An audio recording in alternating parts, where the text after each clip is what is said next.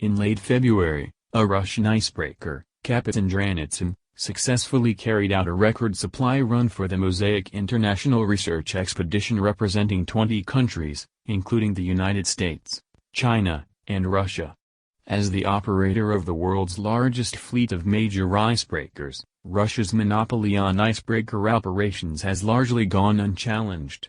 However, China's new icebreaker, Xulong-2, which is due to return home in April from its maiden journey, has also been slated to assist with the Mosaic expedition. While Russia has long enjoyed dominance in the Arctic, the expanding presence and influence of other countries, most notably China, suggest a tidal shift is on the horizon, one that does not necessarily include the United States. The competing strategic visions of Russia and China in the Arctic. As the thawing of the Arctic has increased its geopolitical prominence and potential economic viability, Russia and China have emerged as major players in the future of the region. Their partnership on Arctic affairs, both formally and informally, represents an important component of understanding the long-term strategic balance in the Arctic. Russia's involvement in the region is to be expected, as one of the 8 countries with territory above the Arctic Circle, and vast territory at that, with thousands of miles of coastline. Moscow's involvement has been significant and long-lasting, with Russia advocating for the development of the Northern Sea route along its Siberian coast as an alternative to southern routes through the Suez Canal and investing in the construction of the only icebreakers capable of operating in the Arctic Ocean. China is a less obvious player in the Arctic, with its closest territory some 5,000 miles by sea from the Bering Strait. Even so, China has in recent years pressed for a greater role in Arctic affairs, becoming one of the 13 permanent observers of the Arctic Council in 2013.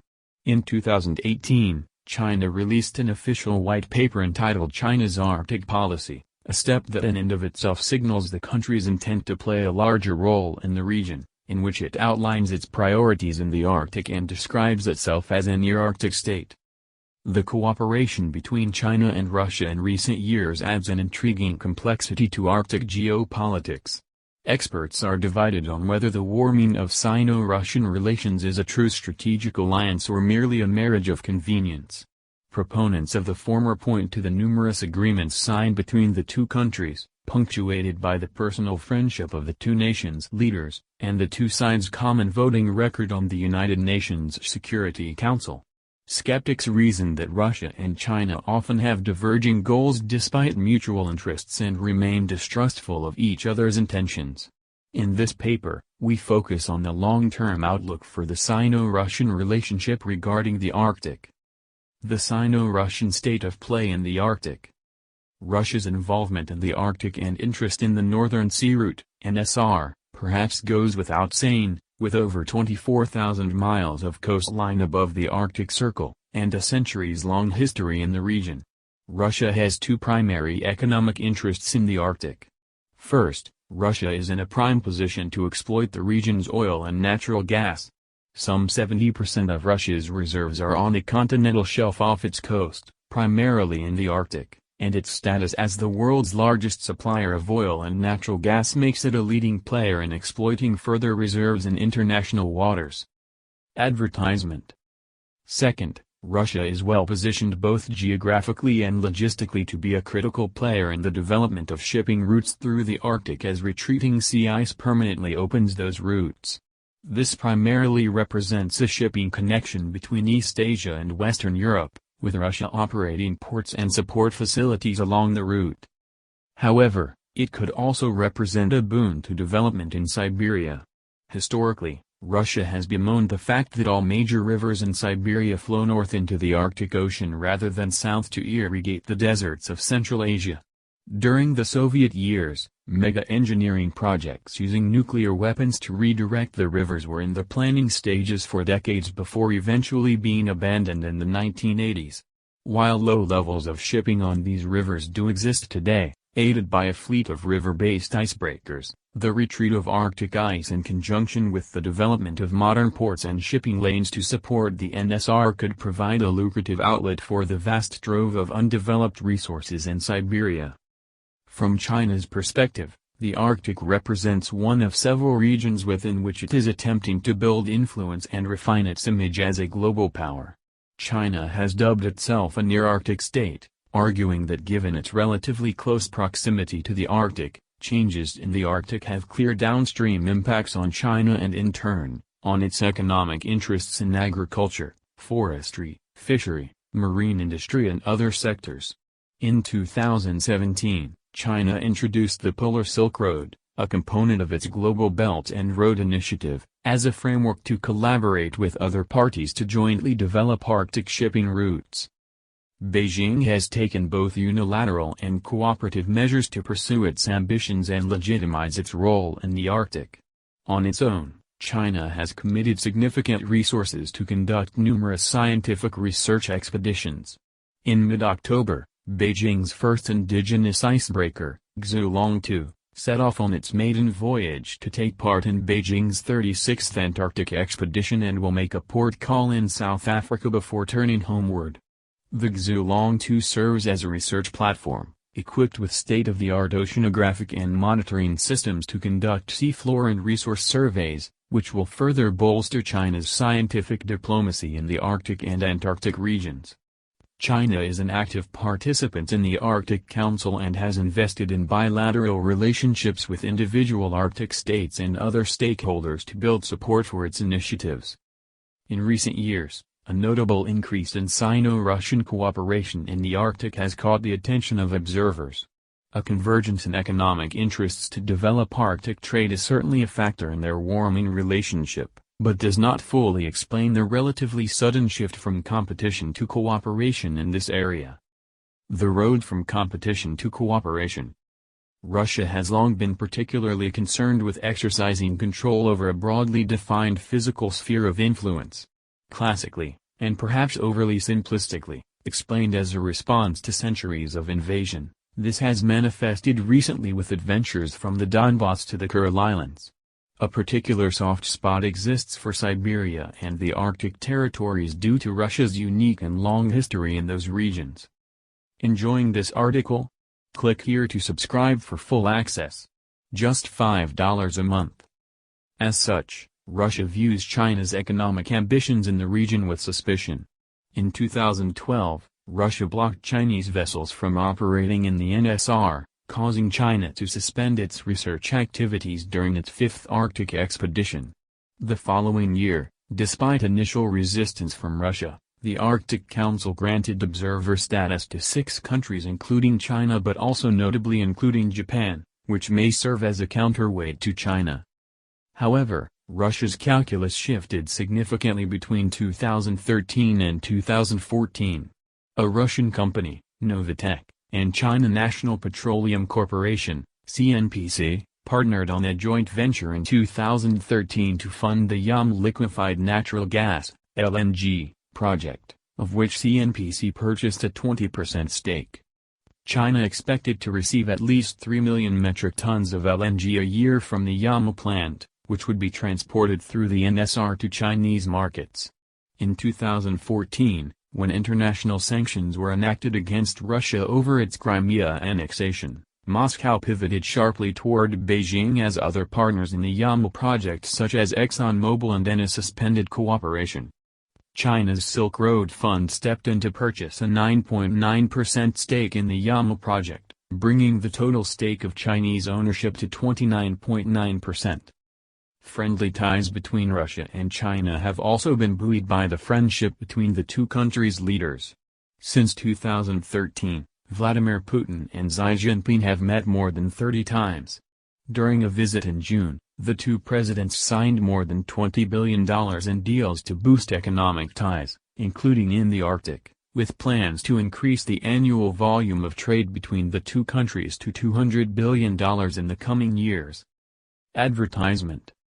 In 2018, China introduced the Polar Silk Road, bringing it under the broader Belt and Road Initiative umbrella, as a framework to facilitate joint development of the Arctic.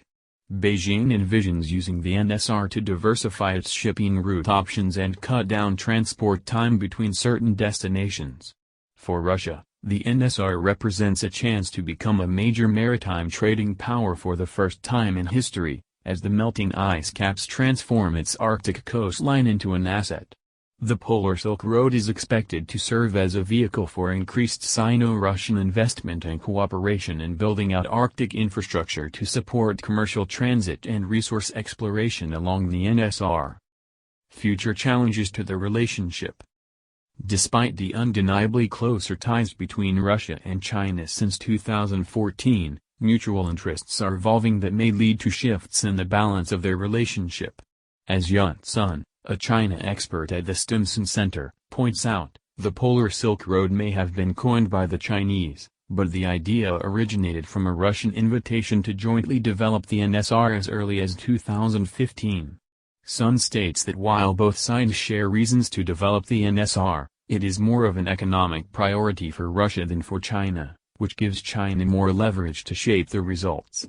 Sun claims Russia has been operating from a position of weakness on the Northern Sea route's development, whereas China operates from a position of strength. China's appetite for energy resources will likely continue to grow, but its reliance on Russia as a supplier is not guaranteed, and indeed, Russia's export capacity is not limitless. While warming Sino-Russian relations have created a mutually beneficial economic relationship, the imbalance in the relationship increasingly favors China. Post-2014, as Russia was desperately looking for alternative export markets to Europe, China was able to negotiate significant concessions in natural gas imports and inked an agreement that required 80% of equipment used in the Yamla LNG project to be produced by China. In addition, China is actively pursuing gas exploration in the South China Sea while setting the groundwork for resource exploration in the Arctic. While many observers have highlighted other benefits of Arctic development such as shorter transit times and diversification of trade routes, China's long-term interests are centered on the rare minerals and energy resources in the Arctic. As such, Beijing recently reorganized its administrative structure to prime its position at the forefront of Arctic exploration. In March 2018, the Chinese central government simultaneously announced the dissolution of 3 government organs and the creation of the Ministry of Natural Resources, MNR, to streamline management of the country's resources. The Chinese Arctic and Antarctic Administration, CAA, and the First Institute of Oceanography, FIO, which were both previously subordinate to the State Oceanic Administration, were realigned under the MNR. The CAA is responsible for developing national polar research strategy and policy, supporting polar research expeditions, and coordinating polar cooperation with other countries and international organizations. In a similar vein, the FIO is tasked with enhancing marine science and technology and providing support for marine resource management, security, and development. Last year, the FIO led coordination on China's 9th Arctic expedition, in which sensors were installed throughout the Arctic to provide continuous monitoring. As resource exploration becomes more viable, competition between China and Russia to capture these resources also becomes more of a reality. On the diplomatic front, in its Arctic policy paper and in various Arctic engagements, China often characterizes Arctic issues as global affairs and the NSR as international waters. This is, no doubt, a way to legitimize its participation. However, Russia remains protective of its Arctic stakes and suspicious of non-Arctic nations' involvement. These incongruent views will only be magnified as Arctic routes and exploration become increasingly accessible and feasible. Cooperation in the Arctic over the last few years also does not alleviate long-standing conflict between the two countries in the Russian Far East. Part of that is long-term demographic pressures. In contrast to the hundreds of millions of Chinese living in crowded border regions, the Russian Far East is 2/3 the size of the entirety of China, but with a population of barely 6 million and steadily declining. This pressure has been expressed with enormous quantities of illegal immigration, and the steady sinicization of border towns like the Pereng-Zabkulsk, Manzhouli, the largest land port of entry in China, where Chinese firms have bought up a large proportion of the local businesses on the Russian side of the border. In addition, the Russian Far East's enormous reserves of natural resources are largely exploited via exportation to China. For instance, Some 200 million cubic meters of lumber is exported via train every year from Russia to China.